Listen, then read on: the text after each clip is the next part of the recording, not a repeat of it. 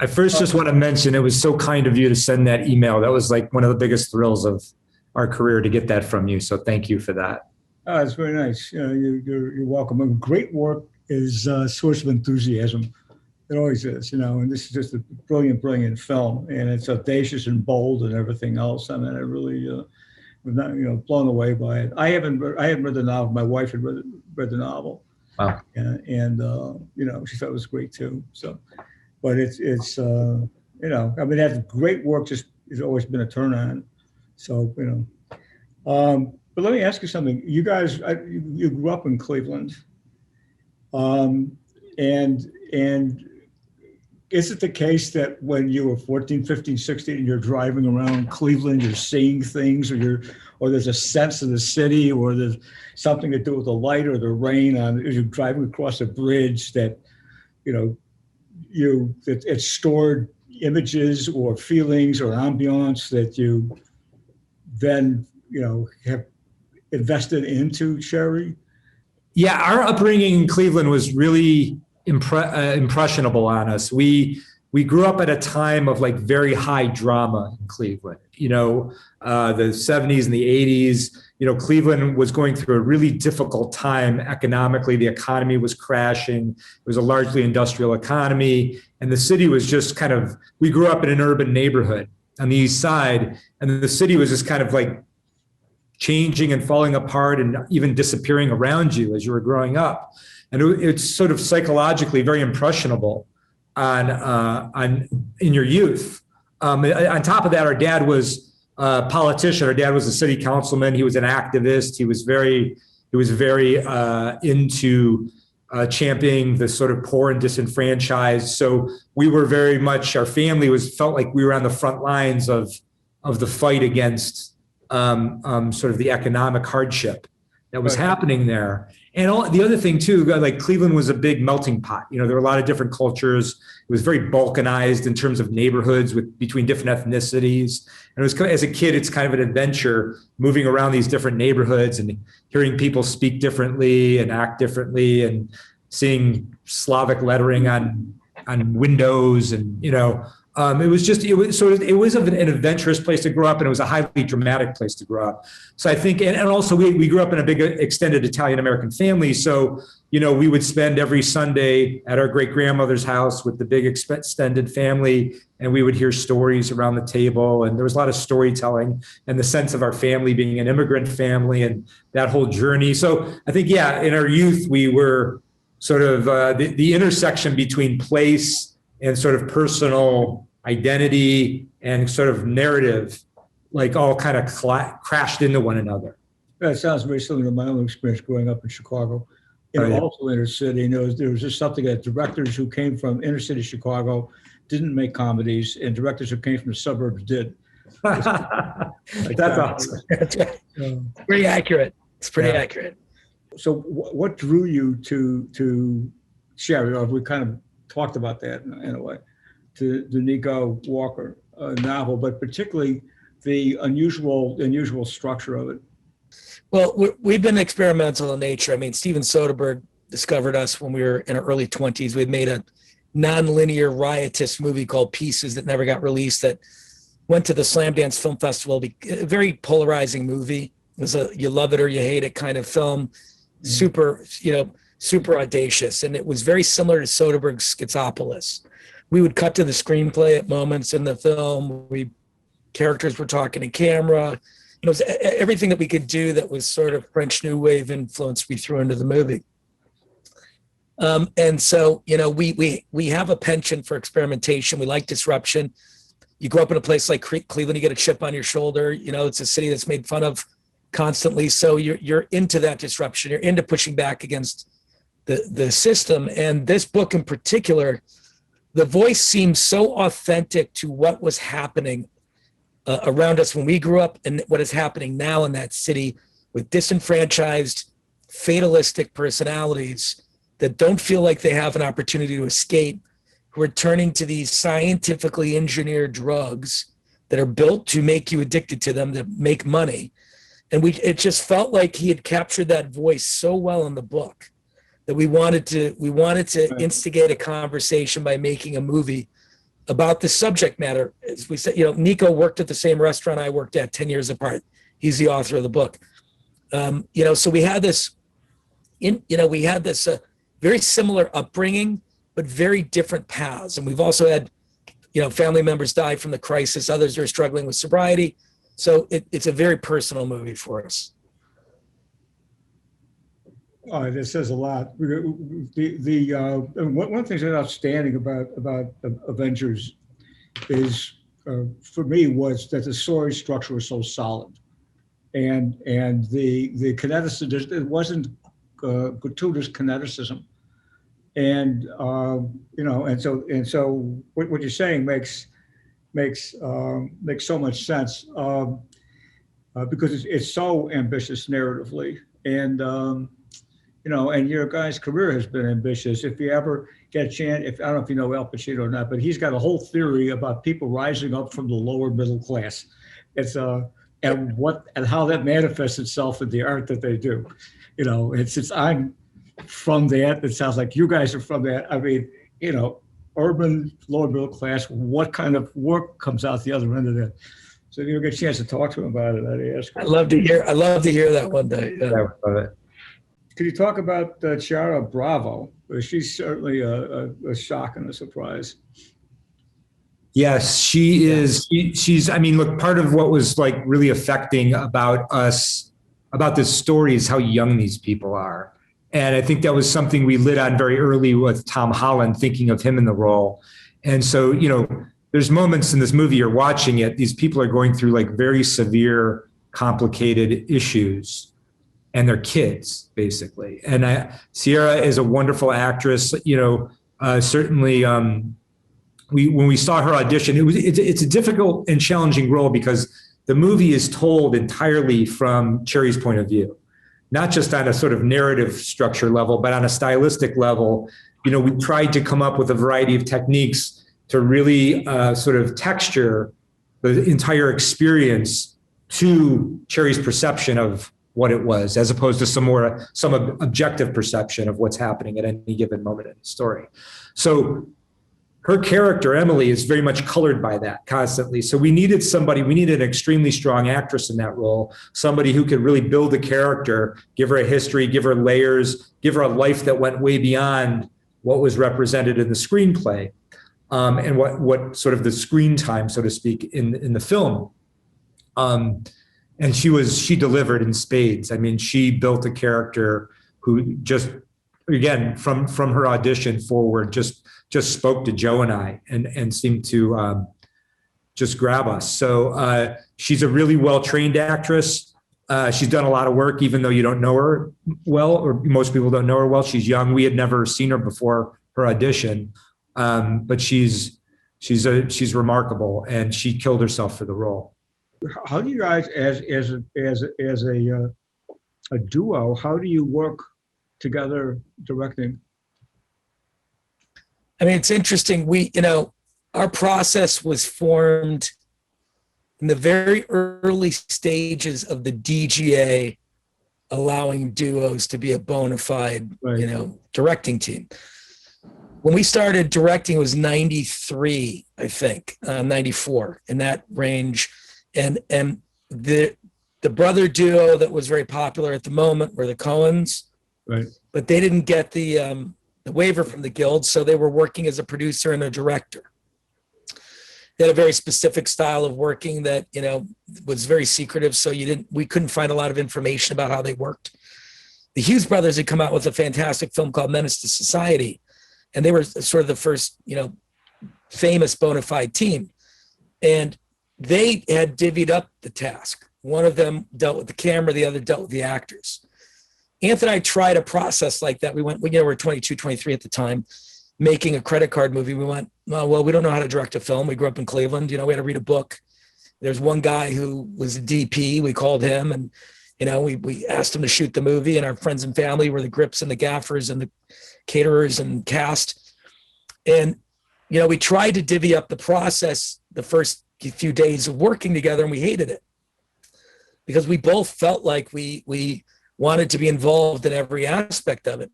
So what we learned and what we've exploited throughout our careers is this notion that, we call it, it's based on a book called The Mastermind Principle, that, two minds are not doubly better than one, they're exponentially better. And so when we can apply our brains to each problem together, more often than not, we find a better solution than if one of us did it. And so that's really our process, is how do we keep both of us, it's inclusive, collaborative. We'll talk to anybody on set that wants to bring us an idea, from the cast to the grip to, we're open and available because we're a collaboration and have been for 25 years. So we just keep that process as open as possible, but we're very firm about what we want, but in a kind papa kind of way. Hey, this is what it is. We're open. Give us ideas. If it's better than what we have, or we can meld it with what we have, we'll find a way through it. But it's it's a Vulcan mind meld that Anthony and I do, and then we go to set with that principle. Do you both set shots, or do you divide it?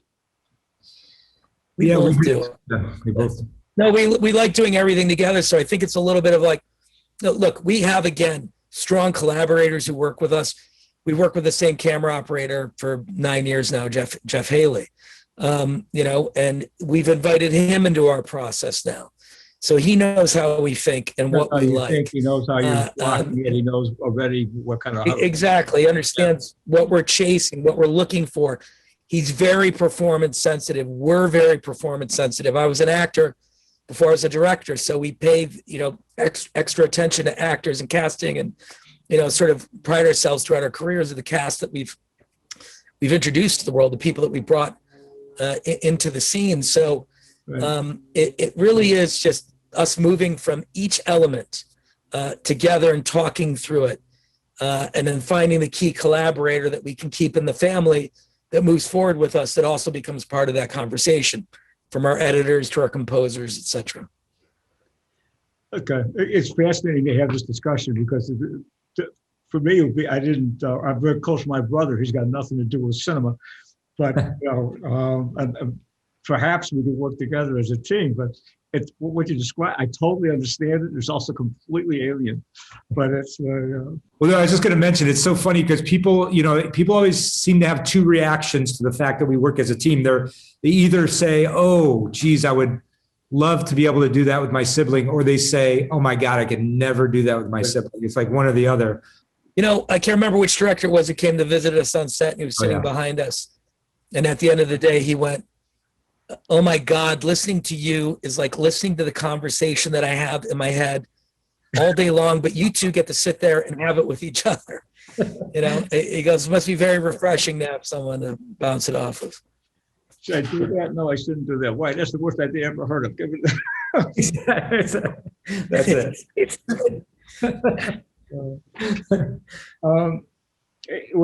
How was Holland immediately receptive to this, or did that take?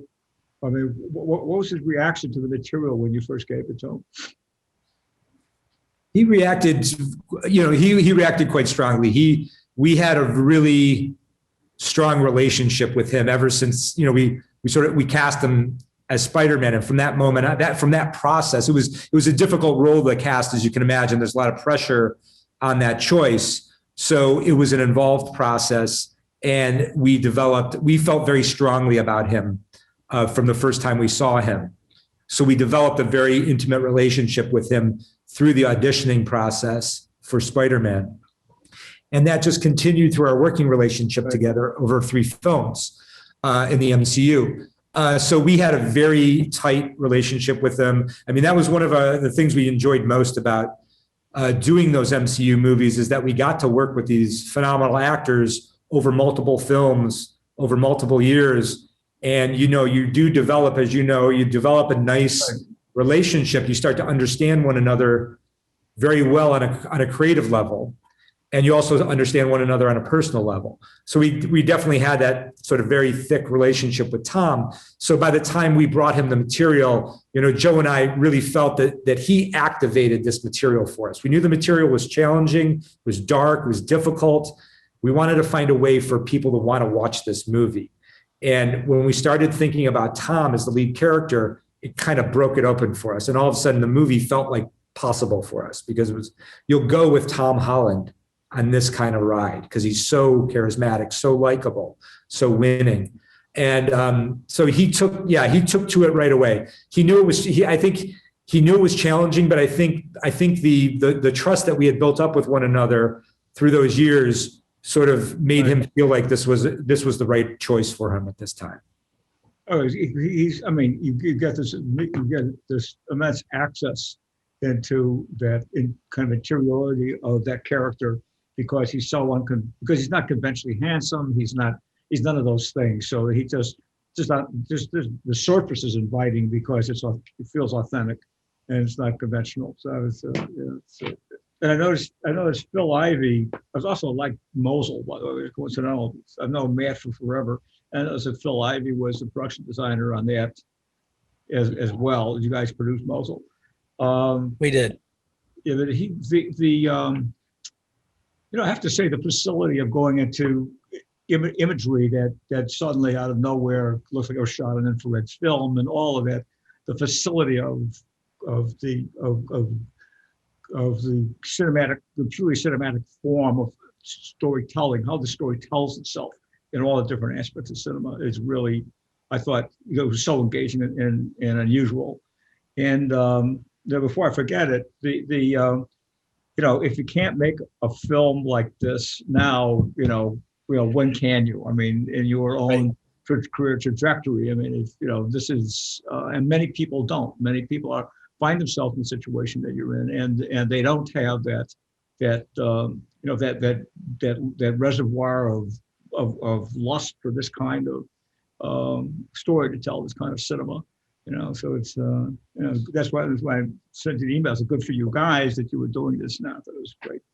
When you're working with Thomas Newton Siegel, who I know a little bit, do you pre-visualize this kind of a narrative film? I know you have to on the Avengers and everything, but do you pre-visualize, or do you shoot stills, you storyboards? What kind of work do you do in preparation to the form of it? We are exhaustive preparers. That's a really important part of it. I think, our father prioritized education. Anthony and I spent a lot of time in school, got a bunch of degrees. So we come at film from a very academic point of view. We were not Spielberg in the backyard with the camera. We were guys studying movies who loved to discuss them with each other. That's how we became filmmakers.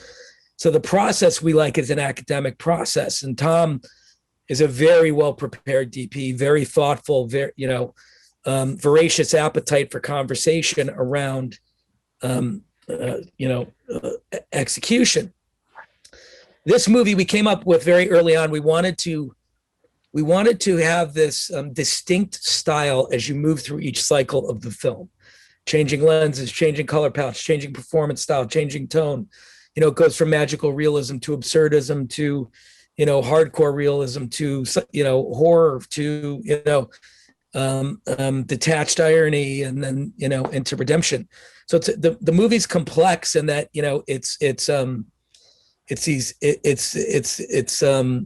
these very clear boundaries as he goes through these sharp life experiences, and we wanted the audience to feel that. So our work with Tom was very much about, look, how do we take the audience on a journey where he goes from this college kid in love without a lot of life experience to an intelligent person going through boot camp who just sees it as wholly absurd and he feels completely unprepared, to a kid being thrown into war and the way that in the sort of, dripping with machismo, war, to, somebody whose mind is falling apart on them. And we wanted to create these, it's really distinct chapters. And so, this was many, many hours around a table, a dinner table, a conference table, having conversations with our core team about how that would progress. And Anthony and I came up with buzz terms for each sequence so that everyone could understand what we were going for. Okay, magical realism. Well, that would imply a Petzwell lens, right? Because we can soften focus and, it would give it this romanticism. Absurdism, Tom's idea to close down the aspect ratio, to make it more blocky, shoot it all on one single wide lens, the same wide lens, so all faces would distort, and closing the aspect ratio would enhance that distortion. Okay, the war. All right. We want you to feel what it's like being a newbie going to war without any preparation. Let's do long takes so that we're stuck with this kid in these moments, and that opening shot when you get to the war, it's a double handoff with a drone. It's a very complicated shot that took us months to plan, but basically, it takes you over a battle that's very meticulously outlined with, consultants and extras, and drops you into the middle of the battle to find out what the crisis is of that story point, what's going on, and then continues on its way, and then the drone lands again into the hands of a second operator. So there's two operators in the shot, and goes right into a close-up of a kid getting out of a vehicle who has no idea what he's getting himself into. So it's really for us a function of what are we trying to accomplish? You said it earlier about story structure. We are very meticulous in story structure. We're very disciplined about telling stories. That Italian family where everyone will regale each other with the stories of their week on a Sunday, make each other laugh, make each other cry. That's what we care about, is communicating to a large audience a very specific story that we're moved by, and we want to pass that on to them. And so we pull in all of our collaborators and do meticulous preparation. However, I will say, and this is the last thing on this question, we're the first guys when we get to set who will throw out all the preparation if we find inspiration in that moment with the set or with the actor or with a new idea, right? That we go, look, it was great that we prepared because it got us to this point on the road, but now we see a left turn here that feels a lot more compelling. Let's take it. Right. Improvisation is only possible off a platform of total preparation. 100%. Yeah. Otherwise, it devolves into madness. Otherwise, just get lost, and it's cute, but it loses structure. Yeah. Did you what did you study when you were? So you got a lot of degrees: English Lit, philosophy. Yeah. So we started off, English Lit. I was doing writing and theatrical writing. Then I went on and got a degree in acting, and then I went to get a degree in directing from UCLA. This is my third degree, and Soderbergh discovered us at the Slam Dance Film Festival. Right. So dropped out of film school. Anth took a very different path. Yeah, I did start in English Lit as well with some drama, and then I went on to law school because of our family history sort of in politics. And then when I was in law school, Joe was in graduate drama school. We were at the same school in Cleveland, Case Western Reserve, and that's when we first started working together. We got a sketch comedy troupe together. We started writing together, and Joe would perform in the troupe, and I would sort of put on the shows with him. And then we would, that sort of segued into us trying to write a screenplay together. Right. And we just went from there, and there was a brief stint in film school after that as well for me. I've always believed, and I think we've all seen it, that unless there's a grounding in a good liberal arts education, you can't. Two things happen. One is maybe, if you're lucky, you can conceptualize your way out of problems. You can actually, abstract yourself. You can look at things from different points of view. And the second thing is what you were talking about is ability for interdisciplinary kind of thinking, where magical realism suggests something in a visual realm, and you're very facile in moving in between different disciplines. It's personally, I got a lot of work in anthropology, and the whole notion of typologies of characters and story and how that works, and how to build character background from basically an anthropology, from basically British cultural anthropology in classic form of here's all the things you have to know to build a character, to build a scene, or to build a thing. So it's interesting to hear you talk about it. There's directors I've known who are, one or two or three films, and they're intuitive, and it's really quite terrific. And then they sometimes hit a dead end, and you feel for them because they're not able to work their way out of it. There's always dead ends. There's always problems. There's always things that seem, Chris Plummer just died last week, and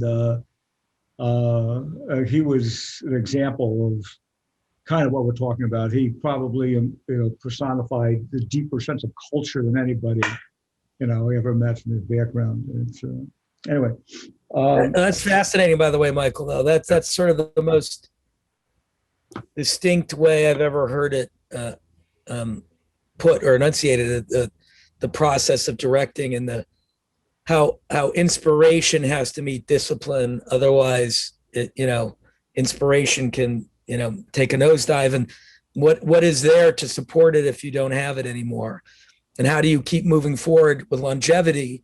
And that's the discipline component. And I think that's the academic side of it. Yeah. Was there, and I think what you said is very important about opioids being scientifically created to addict, and the properties of addiction being cultivated and evolved. Do you have personal experience in before you made the film with people who were addicted?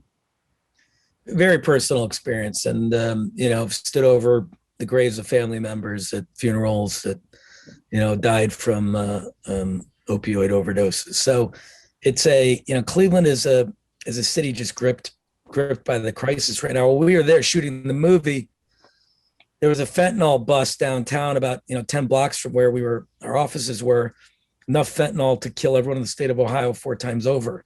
It's just we've just reached this point where there was cycles with drugs where there was glamour, some semblance of glamour in drugs, and now it's just purely about death and decay, literally nothing else.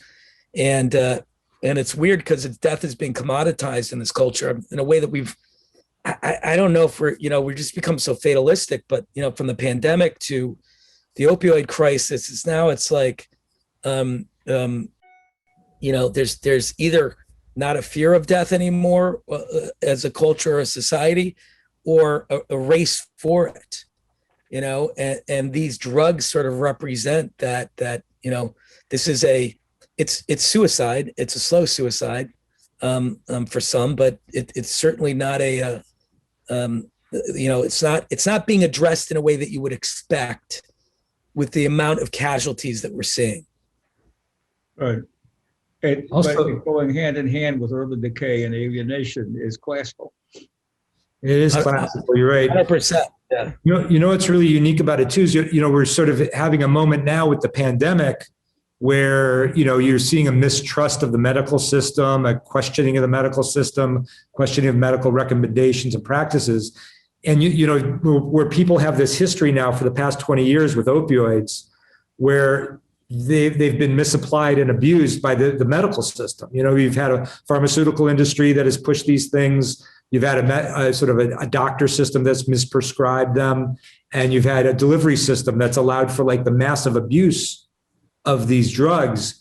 And I think that's look at when you talk about people's relationship to the medical industry and their level of trust. I mean, it's been pretty brutal in terms of the opioid story. Yeah, well, we're way off track here, but there's no national health system. There's no, I was shooting in Japan, and I had to go to a doctor for about an hour, and I got, when we had to pay cash, it was $20. Wow. It's